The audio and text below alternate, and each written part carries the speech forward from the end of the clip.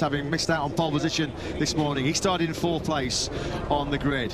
Bagnaia so often does. He has bounced back quite brilliantly. He's in bounce back mode once again. 4th place on the grid. Look at Jorge Martin. He's already taken the lead. What a start by the one at the rear tyre, Jorge Martin, who started 3 places behind him. Awesome launch. Away quite well, but was hung out to dry on the outside of turn 2, battling with Pedro Acosta. Marquez is up. Turn 8 for the first time. Martin then from Bagnaia. Morbidelli there was climbed up into P5. He started from the middle of that 3rd row in 8th. As Lewis mentioned, Marco Betzek was 6th. He's just been passed by Pedro Acosta, who made 2 places in 2 corners trying to... Just that Jorge Martin made the picture-perfect getaway from 4th place on Pramac Ducati.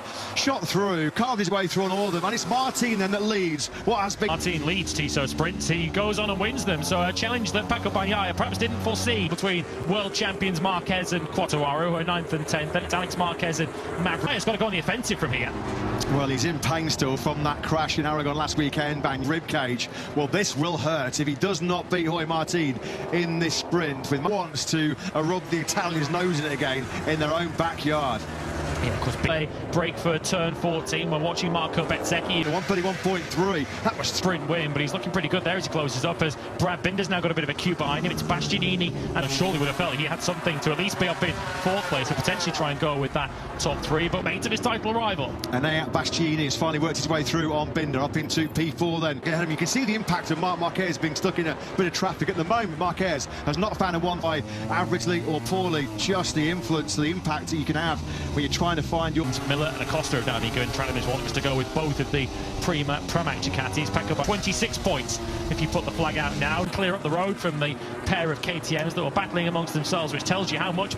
Marquez once again, just a reminder, as he's been mired in traffic, still able to find a lap in the one. Plenty of overtaking hot spots here in Misano, but on the brakes, easy to do going into turn 8, Quercia corner. She gained places up the order because he's been staring at a trio of KTMs pretty much since the flag out now, but the more serious matter for 1 second. He was actually a smidge faster than the 2 up ahead of him, but the little slow, but he's currently covering off Bastianini in 4th. Mission impossible for points after his early crash. Marquez's lap times. He has just been stuck, completely stuck on a 132 flat or a 130 tyre from the 8 times world champ. He drops off, he's down in the mid-32s now. That's where you slow down for 14, and Bagnaia wants to get it all hooked up. He's already into 2nd place before they even cross the finish line, and he's passed Bagnaia in a... Throughout the remainder of 2024, 4th to 1st before he pretty much hit the break.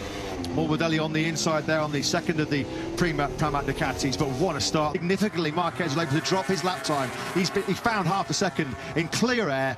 The Martin this year's World Championship, 1.4 seconds he starts his final lap.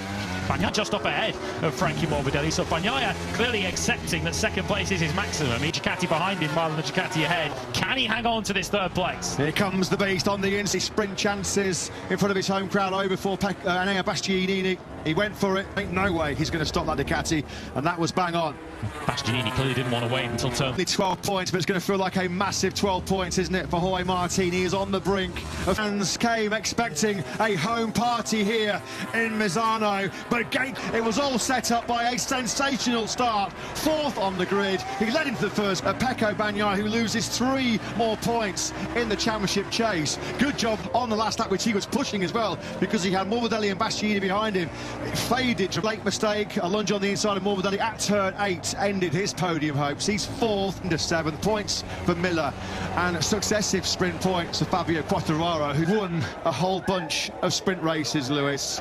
That's his 25th sprint podium. Statement win from Jorge Martin. Yeah, of course, so much of it was down to that incredible... Bagnaia will expect to fight back tomorrow and try and repair the damage and try and cancel out to 1st in nigh on 300 metres.